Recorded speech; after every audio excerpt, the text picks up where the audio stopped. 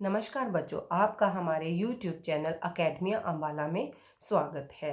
आज हम पाठ्य पुस्तक वसंत भाग 2 की कहानी चिड़िया की बच्ची का अध्ययन करेंगे, जिसके कहानीकार हैं जिनेंद्र कुमार जी। इस कहानी में एक चिड़िया की बच्ची के माध्यम से बताया गया है कि जो अपना घर है वही आप लोगों के लिए सुरक्षित है।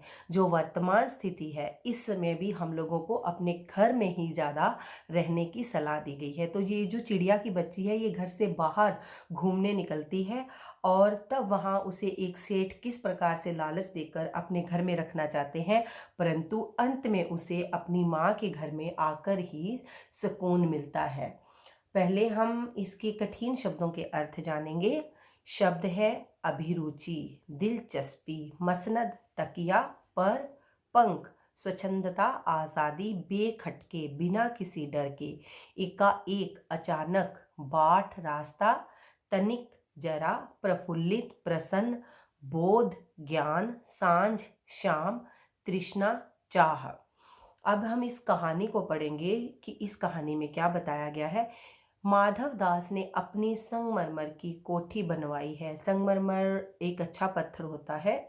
उसके सामने बहुत सुहावना उसने बगीचा भी लगवाया हुआ है। उसको कला से बहुत प्रेम है। धन की उनके पास कमी नहीं है और कोई व्यसन यानी कोई भी बुरी आदत उन्हें छू कर भी नहीं गई है। सुंदर अभिरुचि के आदमी है। फूल पौधे, रकाबियों से होजों में लगे फव्वारों में उछलता हुआ पानी उन्हें बहुत अच्छा लगता है। समय भी उनके पास काफ़ी है। शाम को जब दिन की गर्मी ढल जाती है और आसमान कई रंग का हो जाता है, तब कोठी के बाहर चबूतरे पर तख्त डलवाकर मसनद के सहारे वह गलीचे पर बैठते हैं और प्रकृति की छटा निहारते हैं। वह अपने बगीचे में शाम के समय बैठते हैं। मसनद मसनद यानी तकिए के सहारे वो वहाँ पर बैठते हैं और प्रकृति की सुंदरता को निहारते हैं यानी देखते हैं। सब कुछ होने पर भी उनके पास इतना कुछ है, बताया गया जैसे कि उनके पास कोठी है, बगीचा है, सब कुछ है, परंतु उनका जो जीवन है वो खाली था। उस दिन संध्या यानी शाम के समय उनके देखते देखते सामने की गुलाब की डाली पर एक चिड़िया आन बैठी। चिड़िया बहुत सुंदर थी। उसकी गर्दन लाल थी और गुलाबी होते होते किनारों पर जरा जरा नीली पड़ रही थी। पंख ऊपर से चमकदार थे। उसका नन्हा सा सिर तो बहुत प्यारा लगता था। चिड़िया को मानो माधव दास की सत्ता का कुछ पता ही नहीं था और मानो तनिक देर का आराम भी उसे नहीं चाहिए था। कभी पर हिलाती तो कभी फुदकती थी। वह खूब खुश मालूम होती थी। अपनी नन्ही सी चोंच से प्यारी प्यारी आवाज निकाल रही थी। यहाँ पर बताया गया है कि माधव दास का जो जीवन था खाली था। तो एक दिन संध्या के समय जब वो बैठे थे, तो तभी एक चिड़िया गुलाब के पेड़ की डाली पर आकर बैठ गई और वो उसकी सुंदरता के बारे में बताया गया कि चिड़िया किस तरह की थी। और वो जो चिड़िया थी वह कभी अपने पर को हिलाती, कभी धीरे धीरे फुदकती और उसे देखकर माधव दास भी प्रसन्न हो रहे थे और वह अपनी मीठी मीठी आवाज नन्ही नन्ही सी चोंच से निकाल रही थी। माधवदास को वह चिड़िया बड़ी मनमानी लगी। उसकी स्वच्छंदता बड़ी प्यारी जान पड़ती थी। इस समय वह अपना बहुत कुछ भूल गए। उन्होंने उस चिड़िया से कहा, आओ तुम बड़ी अच्छी आई। यह बगीचा तुम लोगों के बिना सूना लगता है। सुनो चिड़िया, तुम खुशी से यह समझो कि यह बगीचा मैंने तुम्हारे लिए ही बनवाया है। तुम बेखटके यहाँ आया करो। स्वच्छंदता मतलब उसकी आज़ादी उन्हें बड़ी प्यारी लगी कि वो आज़ाद होकर घूम रही है। इस समय वह अपना सब कुछ भूल गए। वो सब कुछ भूल गए कि वो अकेले रहते हैं। उन्होंने उस चिड़िया से कहा कि तुम आई हो, अच्छा किया है। यह बगीचा जो है तुम लोगों के बिना बिल्कुल सूना है। यहाँ पर अगर आप लोग नहीं हो तो इस बगीचे में सूनापन रहता है। सुनो चिड़िया, तुम खुशी से यह समझो कि यह जो बगीचा है यह तुम्हारे लिए ही बनवाया हुआ है। तुम बेखटके, तुम बिना किसी डर के यहाँ पर आया करो। चिड़िया पहले तो असावधान रही, वह डर गई। फिर जानकर की बात उससे की जा रही है, वह एकाएक तो घबराई, एकाएक यानी अचानक घबरा गई। फिर संकोच को जीत कर बोली, मुझे मालूम नहीं था कि यह बगीचा आपका है। संकोच यानी संकोच को जीत कर यानी संकोच को छोड़कर वह उनसे बोली कि यह बगीचा आपका है, यह मुझे नहीं पता था। मैं अभी चली जाती हूँ। पल भर सांस लेने में यहाँ टिक गई थी, कि मैं थोड़ी देर यहाँ पर सांस लेने आराम करने टिक गई थी। माधव दास ने कहा, बगीचा तो मेरा है और यह कोठी भी मेरी है, लेकिन तुम इसे अपना समझ सकती हो। तुम जाओ नहीं, बैठो, मेरा मन तुमसे बहुत खुश हुआ। माधवदास ने कहा कि आप इस कोठी को अपना समझ सकती हो, ये इस बगीचे को अपना समझ सकती हो, ये बेशक मेरे हैं, परंतु तुम यहीं रहो, मेरा मन तुमसे खुश हो रहा है। चिड़िया बहुत कुछ संकुचा गई। उसे बोध हुआ कि यह उससे गलती तो नहीं हुई है। अब वह और संकुचा गई, डर गई, और उसे लगा कि यह बोध यानी उसे अब ये ज्ञान हुआ कि उसे ने अब यह जाना कि कहीं उसे गलती तो नहीं हो गई जो यहाँ आकर बैठ गई है। उसका थिरकना रुक गया। भयभीत सी वह डर कर वह बोली, मैं थक कर यहाँ बैठ गई थी, मैं अभी चली जाऊंगी। बगीचा आपका है, आप मुझे माफ करें। माधवदास ने कहा, मेरी भोली चिड़िया, तुम्हें देखकर मेरा चित्त प्रफुल्लित हुआ है। मेरा महल भी सूना है, वहां कोई भी यह चहचहाता नहीं। तुम मैं देखकर मेरी रागनियों का भी जी बहलेगा।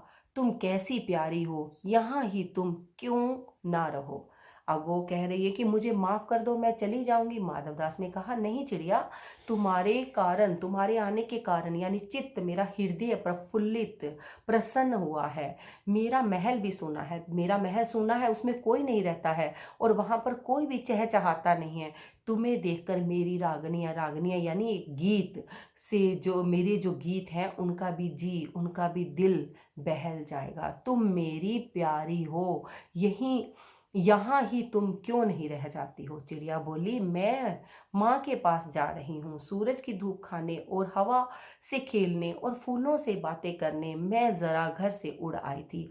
अब सांझ हो गई है और माँ के पास जा रही हूँ, अभी अभी मैं चली जा रही हूँ, आप सोच ना करें। चिड़िया को लगा कि शायद वो सेठ कह रहे हैं कि आप इस बगीचे में क्यों हो, तो उसने कहा कि अब आप चिंता मत कीजिए, सोच ना करें कि सांझ शाम हो गई है और मैं अपनी माँ के पास जाऊंगी। मैं तो थोड़ी देर धूप खाने और हवा खाने और फूलों से बात करने बाहर निकल आई थी। माधवदास अब चिड़िया को रोकने के लिए लालच दे रहे हैं कि मेरे पास बहुत सारा सोना मोती है, सोने का एक सुंदर घर मैं तुम्हें बनवा दूंगा, मोतियों की झालर उसमें लटकेंगी, तुम मुझे खुश रखना। और तुम्हें क्या चाहिए। माधवदास उसे लालच दे रहे हैं कि उसे किस तरह का घर बना कर देंगे। माँ के पास बताओ क्या है, तुम यहाँ ही सुख से रहो मेरी भोली गुड़िया। उसने उसे कहा, देखो तुम्हारे चारों ओर कैसी बहार है, देखो वहां पानी खेल रहा है, उधर गुलाब हंस रहा है, भीतर महल में चलो। चिड़िया इन बातों से बहुत डर गई। वह बोली, मैं भटक कर तनिक आराम के लिए उस डाली पर रुक गई। यहाँ पर माधवदास जी उन्हें लालच दे रहे हैं चिड़िया को कि वो उसे किस तरह का घर बना कर देंगे कि वो वहीं पर रहे। उसे बता रहे हैं कि बगीचा बहुत सुंदर है, पानी जो है खेल रहा है। यहाँ पर मानवीकरण किया गया है, खेलना और हंसना ये मानव की क्रियाएं हैं। तो उसको बता रहे हैं कि वो पानी जो देखो खेल रहा है, यानी वहां पर पानी के फुहारे चल रहे थे जो सुंदर लग रहे थे, गुलाब के फूल थे जो बड़े सुंदर लग रहे थे। फिर उन्होंने कहा कि महल के भीतर चलो, कि महल देखो कितना सुंदर है, तुम वहां जाकर रहो। चिड़िया इन बातों से डर गई। वह बोली, मैं भटक कर तनिक आराम के लिए उस डाली पर रुक गई थी। उसने कहा, मैं तो तनिक थोड़ा सा आराम करने के लिए उस डाली पर रुक गई थी, अब भूल कर भी मैं ऐसी गलती नहीं करूंगी और मैं अभी यहाँ से उड़ी जा रही हूँ। मेरी माँ के घोंसलों के बाहर बहुत तेरी सुनहरी धूप बिखरी रहती है, दो दाने माँ ला देती है, और जब मैं पर खोलने बाहर जाती हूँ तो माँ मेरी वाट देखती रहती है। मुझे तुम और कुछ मत समझो, मैं अपनी माँ की हूँ। यहाँ पर फिर वो चिड़िया बोल रही है कि मेरी ऐसी गलती नहीं होगी अब दोबारा, मैं दोबारा आपके बगीचे में नहीं आऊंगी। मेरी माँ है जो वो घोंसले के बाहर, मेरी माँ के घोंसले के बाहर बहुत तरह की सुनहरी तरह की धूप रहती है और मेरी माँ मेरे को खाने के लिए, मुझे खाने के लिए 2 दाने ला देती है और मैं पर यानी अपने पंख खोलने के लिए थोड़ा बाहर आ जाती हूँ और मेरी माँ मेरी बाट यानी मेरा वो रास्ता देख रही होगी। मुझे तुम और कुछ मत समझो, मैं सिर्फ अपनी माँ की हूँ।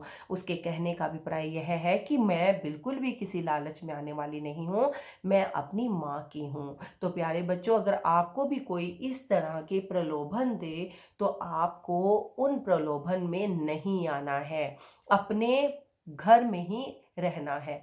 मैं पानी और फूलों को जानती हूँ। महामान्य, महामान्य यानी श्रीमान, तुम कौन हो? वो कहती कि मैं आपको नहीं जानती हूँ, मैं तो इन पानी को जानती हूँ, फूलों को जानती हूँ, मैं तुम्हें नहीं जानती। माधवदास ने फिर उसे लालच दिया और कहा कि जो मांगोगी मैं वही दे सकता हूँ। वह उसे कहते हैं कि तुम मुझे खुश रखोगे तो मैं तुम्हें माला माल कर सकता हूँ। खुश रखने का अर्थ था कि वो वहां पर रहेगी तो उसका अकेलापन दूर हो जाएगा और वह उसका भी माधवदास का दिल बहल जाएगा। चिड़िया ने कहा, मैं माला माल होकर क्या करूंगी?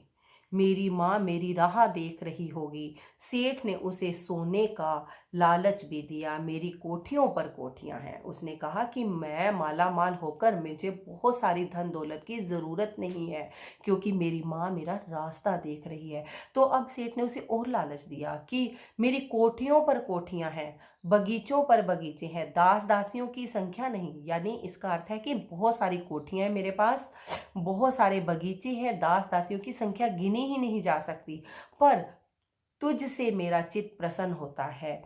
ऐसा वरदान कब किसी को मिलता है? उसने कहा कि तेरे आने से मेरा जो हृदय है, मेरा जो मन है, वह खुश हो गया है। तुम एक वरदान के समान हो। चिड़िया, सेठ, मैं अपने को नहीं जानती, पर मुझे देर हो रही है, मेरी माँ मेरी बाट देख रही है। यहाँ पर चिड़िया फिर बोल रही कि सेठ, मैं अपने आप को भी नहीं जानती हूँ, मुझे ये पता है कि मुझे देर हो रही है और मेरी माँ जो है वो मेरा रास्ता देख रही है। तब उसने उसे अनेक फूलों का लालच दिया कि देख, यहाँ पर कितने अलग अलग तरह के खुशबूदार फूल हैं और वे फूल तेरे लिए ही खिला करेंगे। इसके सामने तेरी माँ क्या है? तू अपने को नहीं देखती? कैसी सुंदर तेरी गर्दन। सेठ ने उससे पूछा कि तुम कितने भाई बहन हो? तो उसने कहा, हम एक भाई और 2 बहन हैं। अब उसने उसे और लालच दिया कि तुम बड़ी सुंदर हो, यहाँ पर बहुत सुंदर फूल हैं।